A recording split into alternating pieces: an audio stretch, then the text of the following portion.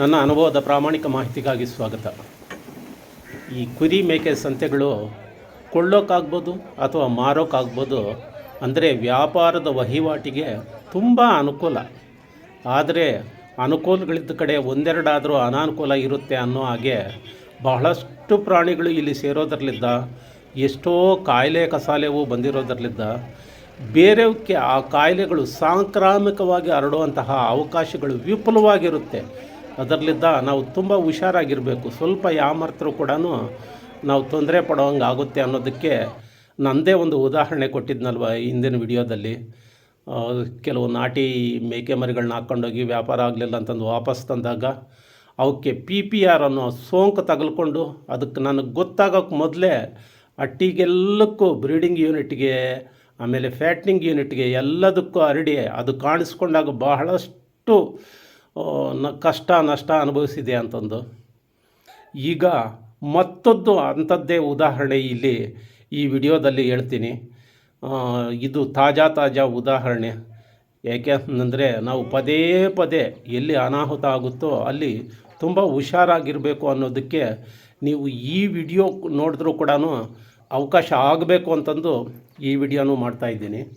ಮೊನ್ನೆ ತಾನೇ ಒಂದು ವಿಡಿಯೋ ಹಿಂದಿನ ವಿಡಿಯೋನೇ ರಿಲೀಸ್ ಮಾಡಿದ್ನಲ್ಲ, ಏನು ನನ್ನ ತಮ್ಮ ಸಿಂಧನೂರಿನಿಂದ ಒಂದು 30 ಕುರಿ ಮರಿಗಳನ್ನ ತಂದಾಗ ಅವೆಲ್ಲ ಭಾಳ ಚೆನ್ನಾಗೇ ಇದ್ದವು. ಅಂದರೆ ಸಂತೆಯಿಂದ ಬಂದಾಗ ಎಲ್ಲ ಆರೋಗ್ಯಪೂರ್ಣವಾಗಿ ಭಾಳ ಚೆನ್ನಾಗಿದ್ದವು. ಸ್ವಲ್ಪ ರೇಟ್ನಲ್ಲಿ ಕೂಡ ಸಲೀಸು ಬಿದ್ದಿದೆ ಅಂತಂದು ನಮಗೆ ಖುಷಿನೇ ಆಯಿತು. ಆದರೆ 2ನೇ ದಿನ ಇರಬಹುದು ಜ್ವರ ಬರೋಕ್ಕೆ ಶುರುವಾಯಿತು. 1-2 ಜ್ವರ ಬಂದವು, ಸಪ್ಪೆ ಬಿದ್ದವು.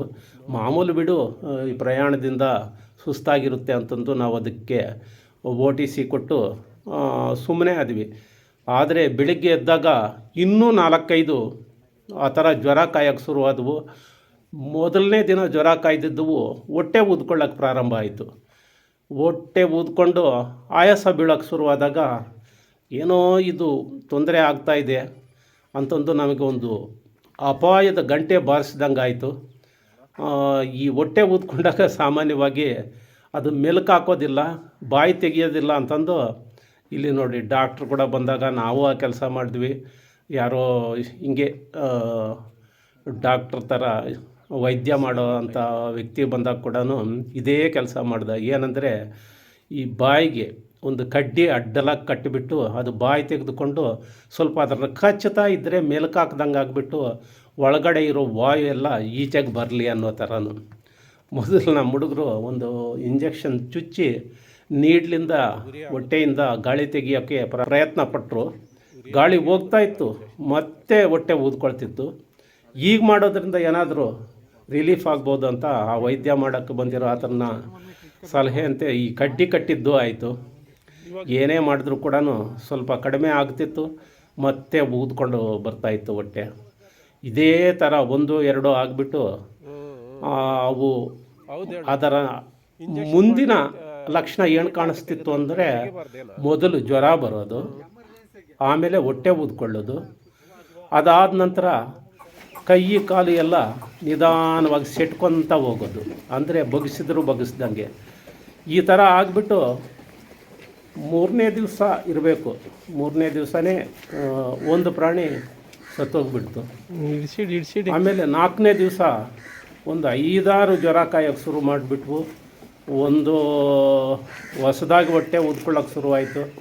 2ನೇ ಪ್ರಾಣಿನೂ ಆವತ್ತು ಸಾಯಿತು. ಆಗ ಪಾಪ ಅವನಿಗೆ, ನನ್ನ ತಮ್ಮನಿಗೂ ಭಾಳ ಗೊಂದಲ ಆಗೋಗ್ಬಿಡ್ತು. ಅಯ್ಯೋ, ಯಾವುದೋ ನಮ್ಮ ಅಣ್ಣನಿಗೆ ಈ ಥರ ತಗಲ್ಕೊಂಡಿತ್ತೆ, ಆ ಥರನೂ ಇದು ಬಂದಿರಬೇಕು ಅಂತ. ಆದರೆ ಇದು PPR ಲಕ್ಷಣ ಆಗಿರಲಿಲ್ಲ.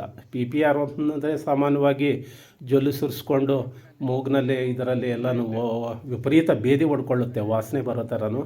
ಇದು ಆ ಥರ ಅಲ್ಲ, ಇದೇ ಬೇರೆ ಕಾಯಿಲೆ, ಹೊಟ್ಟೆ ಊದ್ಕೊಂಬೋದು. ಒಟ್ಟಿನಲ್ಲಿ ಇದು ಕೂಡ ಸಾಂಕ್ರಾಮಿಕವಾಗಿ ಯಾವುದೋ ವೈರಸ್ ಇದೆ ಅನ್ನೋಂಗೆ ಅರ್ಥ ಆಯಿತು. ನಾನು ಅಲ್ಗೂ ನನಗೆ ತಿಳಿದಂಥ ಒಬ್ಬ ಎಕ್ಸ್ಪರ್ಟ್ ಹೆಂಗೆ ಫೋನ್ ಸಿಕ್ಕಿದ್ರಿ, ಸ್ವಲ್ಪ ಎಮರ್ಜೆನ್ಸಿ ಇತ್ತು ಸಮಸ್ಯೆ. ಏನಿಲ್ಲ ಸರ್, ಇಲ್ಲೊಬ್ಬರು ಸಿಂಧನೂರಿಂದ ಮೊನ್ನೆ ಸೋಮವಾರ ಒಂದು 30 ಮರಿಗಳು ತಂದಿದ್ದಾರೆ. ಏನು ಒಂದು 13,000 ರೇಂಜ್ನಲ್ಲೂ. ಇವತ್ತು 6ನೇ ದಿವಸ ಆಗಲೇ ಒಂದು 3 ಹೋಗಿದ್ದಾವೆ ಸರ್. ಅದರ ಸಿಸ್ಟಮ್ ಏನು ಅಂತಂದರೆ ಇದ್ದಕ್ಕಿದ್ದಂಗೆ ಹೊಟ್ಟೆ ಊದ್ಕೊಳ್ಳುತ್ತೆ, ವಿಪರೀತ ಊದ್ಕೊಳ್ಳುತ್ತೆ. ಗಾಳಿ ತೆಗೆದ್ರು ಬಾಯಿ ಕಟ್ಟಿದ್ರು ಕೂಡ ಈಚೆಗೆ ಬರ್ತಾ ಇಲ್ಲ, ಬರುತ್ತೆ ಹಂಗೆ ಊದ್ಕೊಳ್ಳುತ್ತೆ. ಆಮೇಲೆ ಕೈಕಾಲೆಲ್ಲ ಸಿಟ್ಕೊಳ್ಳುತ್ತೆ. ಒಂದು 2 ದಿವಸಕ್ಕೆಲ್ಲ ಹೊರಟೋಗ್ಬಿಡ್ತಾ ಇದೆ ಸರ್ ಪ್ರಾಣಿನ. ಆಗಲೇ 3 ಹೋಗಿದ್ದಾವೆ, ಮತ್ತೆ ಈಗ 1-2 ಆಗಿದ್ದಾವೆ. ಇಲ್ಲ ಮೇಲೆ ಸರ್ ಹೊಟ್ಟೆ ಊದ್ಕೊಂಡು ಡುಮ ಅನ್ನುತ್ತೆ. ಏನು ಸರ್ ಇದು ವೈರಸ್ ಇದೇನಾ ಏನು ಸರ್?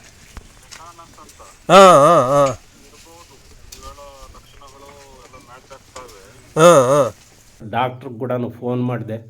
ಅವರು ಏನೋ ಒಂದು ಆ ಕಾಯಿಲೆ ಹೆಸರು ಹೇಳಿದ್ರು, ಬಹುಶಃ ಅದಿರ್ಬೋದು ಅಂತಂದು ಅವರು ಸಲಹೆ ಕೊಟ್ಟರು. ಆ ಸಲಹೆ ಮೇಲೆಗೆ ಟ್ರೀಟ್ಮೆಂಟ್ ಮಾಡಿದ್ರು ಕೂಡ 2ನೇ ಪ್ರಾಣಿನೂ ಹೋಯಿತು. ಆಮೇಲೆ ಇನ್ನು 3ನೇ ಪ್ರಾಣಿ ಕೂಡ ತುಂಬ ಹೊಟ್ಟೆ ಊದ್ಕೊಂಡ್ಬಿಟ್ಟು ಆಯಾಸ ಬೀಳೋಕ್ಕೆ ಶುರು ಮಾಡಿದಾಗ ಇದು ಹೋಗುತ್ತೆ ಅನ್ನೋದು ಒಂದಾದರೆ, ಇನ್ನೂ ದಿನಕ್ಕೂ 2-3 ಹಿಂಗೆ ಜ್ವರ ಕಾಯೋಕ್ಕೆ ಶುರುವಾಯಿತು. ಜ್ವರ ಕಾಯಿತು ಅಂತಂದರೆ ಮತ್ತೆ ಆಮೇಲೆ ಹೊಟ್ಟೆ ಉಬ್ಬರ ಬರೋದು. ಏನೋ ಮಂದೆ ಎಲ್ಲ ಕೈ ಕೊಡುತ್ತೆ ಅಂತಂದು ತುಂಬ ಪಾಪ ನಮ್ಮ ಹುಡುಗನಿಗೆ ಭಯ ಆಗೋಯಿತು. ನನಗೆ ಕೂಡ ಆತಂಕ, ಇದು ಯಾವುದೋ ಹೊಸ ಥರ ಕಾಯಿಲೆ, ಒಟ್ಟಿನಲ್ಲಿ ಮಂದೆಗೆಲ್ಲನೂ ಇದು ವೈರಸ್ ತಗಲ್ಕೊಂಡಿದೆ, ಏನೋ ಮಾಡುತ್ತೆ ನನಗೆ ಮಾಡ್ದಂಗೆ ಅಂತಂದು ಒಂದು ದಿಗ್ಲಾಗೋಕ್ಕೆ ಶುರುವಾಯಿತು. ಆವಾಗೆ ಇದೆಲ್ಲ ಅಂದರೆ 2 ಪ್ರಾಣಿ ಸತ್ತೋಗಿ 3ನೇ ಪ್ರಾಣಿನೂ ಆ ಕಂಡೀಷನ್ ಬರೋಷ್ಟೊತ್ತಿಗೆ 6 ದಿನ. ಸೋಮವಾರ ನಾವು ಸಿಂಧನೂರಿಂದ ತಂದಿದ್ದು. ಇನ್ನು ಆವತ್ತು ಭಾನುವಾರ ನಮ್ಮ ಹುಡುಗರು, ನನ್ನ ತಮ್ಮಂದರು ಕೆಲವರೆಲ್ಲ ಇದ್ದಾರೆ. ನಮ್ಮ ಮುರಳಿ, ನಮ್ಮ ಚಿಕ್ಕಪ್ಪನ ಮಗ, ಅವನು ತಮ್ಮಂದರು ಎಲ್ಲರೂ ಸೇರಿಕೊಂಡು ಇದೇನೋ ವೈರಸ್ ಬಂದಿದೆ, ಸಾಮಾನ್ಯವಾಗಿ ಟ್ರೀಟ್ಮೆಂಟ್ಗೂ ಬಗ್ತಾ ಇಲ್ಲ, ಡಾಕ್ಟ್ರ್ ಹೇಳಿದ್ದು ಆಯಿತು, ನಮಗೆ ತೋಚಿದ್ದು ಆಯಿತು, ಎಲ್ಲ ಮಾಡ್ತಾಯಿದ್ರು ಕೂಡ ಆಗಲೇ 2 ಸತ್ತು, 3ನೇದು ಇನ್ನೇನು ಸಾವು ನಂಚಿಗೆ ಬಂದಿದೆ, ಮಿಕ್ಕಾದ್ದು ಇದೇ ಥರ ಆಗ್ತಾಯಿದೆ ಅಂತಂದರೆ ನಮ್ಮ ಕೈ ಮೀರಿ ಹೋಗ್ತಾ ಇದೆ. ಇದ್ದಿದ್ದರಲ್ಲಿ ಎಷ್ಟೋ ಅಷ್ಟು ಮಾಡ್ಕೋಬೇಕು ಅಂತಂದರೆ ಅತ್ತಾಗೆ ಸಂತೆ, ಇನ್ನು ನಾಳೆ ಪಾವಗಡ ಸಂತೆ ಅತ್ತಾಗೆ ಮಾರಾಕೋಣ, ಇಲ್ಲ ಅಂತಂದರೆ ಭರ್ಜರಿ ಲಾಸ್ ಆಗೋ ಲಕ್ಷಣಗಳು ಕಾಣಿಸ್ತಾ ಇದೆ ಅಂತಂದು ಎಲ್ಲರಿಗೂ ಆತಂಕ ಶುರುವಾಗಿಬಿಡ್ತು. ಏನೇ ಆಗಿಬಿಟ್ರು ಇದು ಇನ್ನೂ ಜಾಸ್ತಿ ಆಗಿಬಿಟ್ರೆ ಕಷ್ಟ ಆಗುತ್ತೆ, ಅತ್ತಾಗೆ ಸಂತೆಗೆ ಹೋಗ್ಕೊಂಡ್ಬಿಟ್ಟು ಅತ್ತಾಗೆ ಮಾರಕ್ಕೆ ಬಿಡೋಣ ಅನ್ನುವಂತಹ ಒಂದು ನಿರ್ಧಾರ ತಗೊಂಡಾಗ ಒಂದು 3-4 ಪ್ರಾಣಿಗಳು ಹೋದರೆ ಹೋಗಲಿ, ಜ್ವರ ಇದರಿಂದ ಸುಸ್ತಾಗಿರೋ 1-2-3 ಇಲ್ಲೇ ಇಟ್ಕೊಂಡು ಒಂದು 25 ಆದರೂ ಅತ್ತಾಗೆ ಸಂತೆಗೆ ಹಾಕ್ಬಿಡೋಣ ಅನ್ನೋ ಥರ ಅಲ್ಲಿ ಆಲೋಚನೆ ಬಂದಾಗ, ಮತ್ತು ನಮಗೇ ಒಂಥರ ಆತ್ಮವಿಮರ್ಶೆ ಮಾಡಿಕೊಂಡಾಗ ಯಾರೋ ನಮಗೆ ಮೋಸ ಮಾಡಿ ಈ ಕಾಯಿಲೆ ಹಾಕಿದ್ದಾರೆ, ಅದಕ್ಕೆ ಟ್ರೀಟ್ಮೆಂಟ್ ಕೊಟ್ಟು ಏನೇ ಆಗಲಿ ಉಳಿಸ್ಕೊಳ್ಳೋ ಪ್ರಯತ್ನ ಮಾಡಬೇಕಾಗಲಿ, ಈ ಕಾಯಿಲೆ ಹುಟ್ಲು ತಗೊಂಡೋಗ್ಬಿಟ್ಟು ಮತ್ತೆ ಸಂತೆಗೆ ಹಾಕ್ಬಿಟ್ರಿ ಇನ್ಯಾರೋ ಪಾಪ ರೈತನಿಗೆ, ಅದಕ್ಕೆ ಅವನಿಗೆ ನಮ್ಮ ಲಾಸ್ನ ಅವನಿಗೆ ಹಾಕ್ದಂಗೆ ಆಗುತ್ತೆ. ಇದೊಂಥರ ಮಾನವೀಯ ಲಕ್ಷಣ ಅಲ್ಲ ಅನ್ನೋ ಥರನೂ ನಾನು ಹೇಳಿದೆ. ನಮ್ಮ ಹುಡುಗರು ಎಲ್ಲನೂ ಹೌದೌದು ಈ ಥರ ಮಾಡಬಾರ್ದು, ಹೋಗಲಿ ಕೊಯ್ಯೋಕ್ಕೆ ಹೋಗುತ್ತಂತ ಏನು ಗ್ಯಾರಂಟಿ. ಲಾಸ್ಟ್ ಟೈಮ್ ಅಂತೂ ನಾನು ಈ ಓತ್ಮರಿಗಳನ್ನ ಈ ತಮಿಳ್ನವ್ರಿಗೆ ಕೊಟ್ಟೆ, ಅವರು ಎಲ್ಲ ಓತ್ಮರಿಗಳೇ ಕಟಿಂಗೇ ತಗೊಂಡೋಗ್ತಾರೆ, ಕಟಿಂಗ್ ಮಾಡೋಕ್ಕೆ ಬಿಡ್ತಾರೆ, ಅತ್ತಾಗೇನು ತೊಂದರೆ ಆಗೋದಿಲ್ಲ. ಆದರೆ ಈಗ ಟಗರು ಮರಿಗಳು ರಾಶಿ ಪಾವಗಡ ಸಂತೆಗೆ ಬರ್ತಾ ಇದ್ದಾವೆ. ಸಾಮಾನ್ಯವಾಗಿ ಈ ಸ್ಟೇಜ್ ನಾವೆಲ್ಲ ಬೇರೆಯವರು ಸಾಕಾಣಿಕೆ ಮಾಡೋದಕ್ಕೆ ತಗೊಬೋದು. ಹಿಂಗಾಗ್ಬಿಟ್ಟಾಗ ಇನ್ಯಾರೋ ರೈತನಿಗೆ ನಮ್ಮ ದುರಂತನ ಅವನು ಕೊರಳಿಗೆ ಹಾಕೋದು ಏನು ಚೆನ್ನಾಗಿ ಆಯಿತು. ಆಗಿದ್ದಾಗಲಿ ಏನೇ ಆಗಲಿ ನೋಡೋಣ, ಅದು ಎಷ್ಟೋಗುತ್ತೋ ಒಂದು ಚಾಲೆಂಜಾಗಿ ತಗೊಂಡು ಇದಕ್ಕೆ ಟ್ರೀಟ್ಮೆಂಟ್ ಕೊಡೋಣ, ನಷ್ಟ ಆದರೆ ನಮಗೇ ಆಗಲಿ ಅನ್ನೋ ಥರ ಎಲ್ಲ ಚರ್ಚೆ ಮಾಡಿದ್ವಿ. ಕೊನೆಗೆ ನಾನು ಇದೇ ಒಳ್ಳೆಯದು ಅಂತಂದು ಹೇಳಿದ್ದಕ್ಕೆ ನನ್ನ ತಮ್ಮಂದರು ಕೂಡ ನೋಡೋಣ ಬಿಡು, ಸಂತೆಗೆ ಹಾಕೋದು ಬೇಡ ಅಂತಂದು. ಇದೆಲ್ಲ ಆಗಿದ್ದು 6ನೇ ದಿವಸ ಭಾನುವಾರ. ಆಮೇಲೆ ಸೋಮವಾರದಿಂದನೂ ಔಟ್ಲಿಗೆಲ್ಲ ಟ್ರೀಟ್ಮೆಂಟು ಈ ಡಾಕ್ಟ್ರುಗಳು ಎಲ್ಲ ನೋಡಿದ್ದಾಯಿತು ಅಂತಂದು ನಾನು ಆ ಜ್ವರ ಏನು ಬಂದಿದ್ದಾವೋ ಔಟ್ಲಿಗೆಲ್ಲನೂ OTC ಕೊಡೋದು. ಆಮೇಲೆ ಯಾವುದಾದ್ರೂ ಒಂದು ಆ್ಯಂಟಿಬಯೋಟಿಕ್, ಈ ಅಜಿಥ್ರೋಮೈಸಿನ್ ಅಂತಂದು ಬರುತ್ತೆ, ಸಾಮಾನ್ಯವಾಗಿ ಅದು ಜ್ವರನ 2 ಟೈಮ್ ದಿನಕ್ಕೆ ಹಾಕ್ತಾ ಹೋಗಬೇಕು, ಸಿರಪ್ ಅದು ಅದನ್ನು ಕೊಡೋದು. ಆಮೇಲೆ ಈ ಕಾಲು ಕೈ ಹಿಡ್ಕೊಂಡು ಹೋಗೋದಕ್ಕೆ ನ್ಯೂರಬಿನ್ ಅಂತಂದು ಇನ್ನು ಬೇರೆ ಅದು ಬಿಟ್ಟರೆ ಇನ್ನೇನೂ ಆಗೋದಿಲ್ಲ, ಅದು ಕೊಡೋದು. ನಾನು ಬೆಳಗ್ಗೆ ಸಾಯಂಕಾಲನೂ ನಾನೇ ಟ್ರೀಟ್ಮೆಂಟ್ ಕೊಟ್ಟೆ. ಈ ಡಾಕ್ಟ್ರ್ ವೃತ್ತಿ ಮಾಡೋರು ಸರಿಯಾಗಿ ಡಾಕ್ಟ್ರುಗಳಿಲ್ಲ ಇಲ್ಲಿ.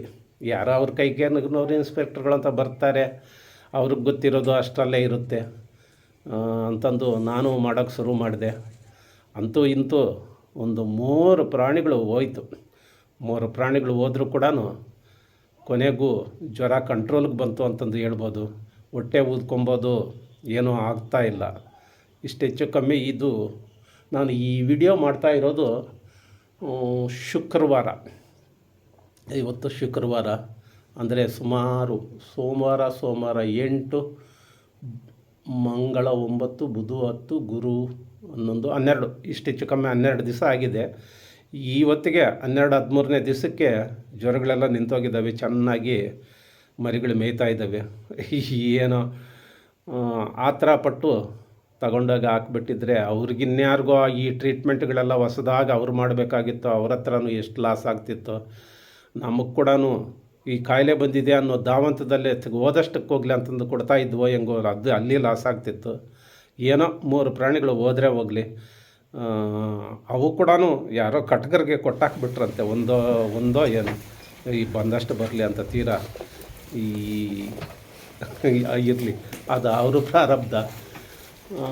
ಒಟ್ಟಿನಲ್ಲಿ 3 ಪ್ರಾಣಿಗಳು ಹೋದರೂ ಕೂಡ ಈಗ ಇರೋವೆಲ್ಲ ಚೆನ್ನಾಗಿ ಸೆಟ್ಲಾಗಿದೆ ಅಂತಂದು ಹೇಳ್ಬೋದು. ಇದನ್ನೆಲ್ಲ ಯಾಕೆ ಹೇಳ್ತಾ ಇದ್ದೀನಿ ಅಂತಂದರೆ, ಸಂತೆಗಳಲ್ಲಿ ಸಾಂಕ್ರಾಮಿಕವಾಗಿ ಬರುವಂಥ ರೋಗಗಳು ನಮ್ಮ ರೈತನಿಗೆ ತುಂಬ ತೊಂದರೆ ಕೊಡಬಹುದು. ಅದರಲ್ಲಿದ್ದ ನಾವು ಎಷ್ಟು ಹುಷಾರಾಗಿದ್ದರೂ ಸಾಲದು. ಇಲ್ಲಿ ಒಂದು ಮಾತು ಹೇಳಬೇಕು. ನನ್ನ ತಮ್ಮ ಹೇಳ್ತಾ ಇದ್ದ, ನಾನು ಆ ಬ್ಯಾಚ್ ತಗೊಂಬೋವಾಗ ಅದರಲ್ಲಿ ಒಂದೇ ಒಂದು ಸಪ್ಪೆ ಇತ್ತು, ನಾನು ಆಗಲೇ ಹುಷಾರಾಗಬೇಕಾಗಿತ್ತು. ಈ ಥರ ಸಪ್ಪೆ ಇರೋವೆಲ್ಲ ತೆಗೆದಾಕ್ಬಿಟ್ಟು ಯಾವುದೋ ಒಂದು ಮಾತ್ರ ಮಿಕ್ಸ್ ಆಗಿದ್ದೈತೆ, ಅದ್ರ ನೋಡ್ತಿದ್ದಂಗೆ ನಾನು ಇದೇನೋ ಕಾಯಿಲೆ ಇದೆ ಅಂತಂದು ನಾನು ಆಗಲೇ ಸ್ವಲ್ಪ ಹುಷಾರು ತಗೊಂಡಿದ್ರೆ ಚೆನ್ನಾಗಿತ್ತು ಅಂತಂದು ಅವನು ಪದೇ ಪದೇ ಹೇಳ್ತಾ ಇದ್ದ. ನಾನು ಈ ಮಾತು ಕೂಡ ನಿಮಗೆ ಇಲ್ಲಿ ಯಾಕೆ ಪ್ರಸ್ತಾಪ ಮಾಡ್ತಿದ್ದೀನಿ ಅಂತಂದರೆ, ನೀವು ಬ್ಯಾಚ್ಗಳು ತಗೊಂಬೋವಾಗ ಈ ಥರ ಪಕ್ಕ ಗಮನಿಸಬೇಕಾಗುತ್ತೆ. ಎಲ್ಲ ಆ್ಯಕ್ಟಿವ್ ಆಗಿದ್ದರೆ ಪರವಾಗಿಲ್ಲ, ಇಲ್ಲ ಅಂದರೆ ಯಾವುದಾದ್ರೂ 1-2 ಕಾಣಿಸಿದ್ರು ಕೂಡ ಓಹೋ ಇದರಲ್ಲಿ ಏನೋ ಸಮಸ್ಯೆ ಇದೆ ಅನ್ನುವಂತಹ ಒಂದು ಸಣ್ಣಕ್ಲು. ಬೇರೆ ಮಾರ್ಗ ಏನೂ ಇಲ್ಲ ನಮಗೆ. ಎಲ್ಲಿಂದಲೋ ಬಂದಿರ್ತಾವೆ ಸಂತೆಗಳಿಗೆ, ಬಹಳಷ್ಟು ಬ್ಯಾಚ್ಗಳಿರುತ್ತೆ. ಇದರಲ್ಲಿ ಕಾಯಿಲೆದು ಯಾವುದು, ಕಾಯಿಲೆ ಇಲ್ಲದೇ ಇರೋದು ಯಾವುದು ಅಂತಂದು ಗೊತ್ತಾಗೋದಿಲ್ಲ. ಯಾಕೆಂತಂದ್ರೆ ಹಂಗೇನಾದರೂ ಸುಸ್ತಾಗಿರೋ ಹೋಟ್ಲು ತೆಗೆದುಬಿಟ್ಟು ತಂದಿರ್ತಾರೆ, ಹಂಗಾಗಿ ಗೊತ್ತಾಗೋದಿಲ್ಲ. ಇದು ಮೋಸ ಅಂತಂದು ಅನ್ನೋಕ್ಕಾಗೋದಿಲ್ಲ, ಅನಿವಾರ್ಯ. ಈಗ ನೋಡಿ, ಎಲ್ಲರೂ ನಮ್ಮ ಥರನೇ ಮಾನವೀಯ ದೃಷ್ಟಿಯಿಂದ ನೋಡಿ ಬೇಡ ಅಂತಂದು ಅಂದ್ಕೊಳ್ತಾರ ಅಂತಂದರೆ ಇಲ್ಲ, ಹಂಗೆಲ್ಲ ಪ್ರತಿಯೊಬ್ಬ ಮನುಷ್ಯನಿಗೂ ತಾನು ಸರ್ವೈವಲ್ ಆಗಬೇಕು ಅನ್ನೋದಿರುತ್ತೆ. ಅದನ್ನು ತಪ್ಪು ಅಂತಂದು ಹೇಳೋಕ್ಕಾಗೋದಿಲ್ಲ.